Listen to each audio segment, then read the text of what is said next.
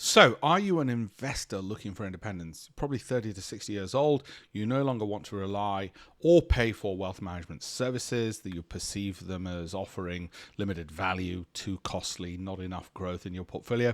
You're looking for direct access to stock market insights that allow you to make your own independent decisions. And in order to do that, you need the data, the information of all the companies, but you also need to know what to do with that data and have the education and the know-how, and that's where I come in, and my campaign for $1million.com comes in. Have a look at the links in the bio, free resources to empower people, and this is category number 9 I've got to now, out of 14 different subgroups of people and the help that they want in order to manage their own investments. It all started actually 25 years ago, the whole campaign for $1 million, when I wrote this book. Here we go, Investing Unplugged, and it's one of 18 books that I've written. You can get a downloadable free copy of that from the link in the bio as well. And it was done, and that's published by Macmillan.